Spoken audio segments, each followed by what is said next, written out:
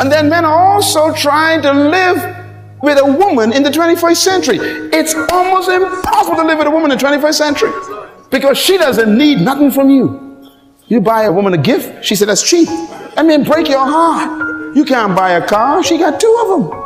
You can't buy her clothing, she got a closet full when you met her. So men are struggling with how to live with a woman who has everything. And when you meet a woman who has her own house, her own car, refrigerator, food, clothes, and everything else, and you move into the house after you get married, it ain't your house.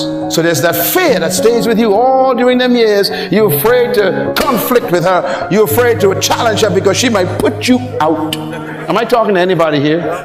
Push me, I'll belabor the point and prove to you, but when a man walks into a situation, he has all kinds of obstacles to deal with, not only from other women, but also from other men. And by the time the man gets back home, he's been through hells that he never even mentions, and fights that he never even talks about, and belittling and demeaning circumstances that he has to swallow down every day and try to hold on to his integrity and still feel like a man while the system is intent in treating him like a boy.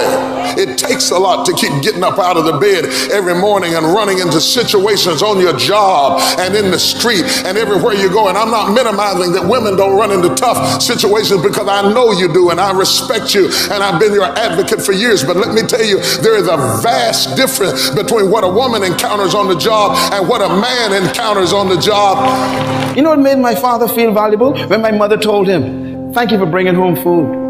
Thank you for having a roof over our heads. Thank you for providing for the kids." That made him feel valuable. But you don't hear that no more today, because the kids under the roof are hers. And a man develops a Superman, what I call a Superman complex. He wants to be everybody's Superman. He puts on his boots, he's got on his cape, and he wants to leap off of buildings in single bounds and fix everybody's situation. But the moment they find out that Superman is really Clark Kent, they don't know how to deal with it, and sometimes he doesn't know how to tell them because he's ashamed to admit that your hero is really human.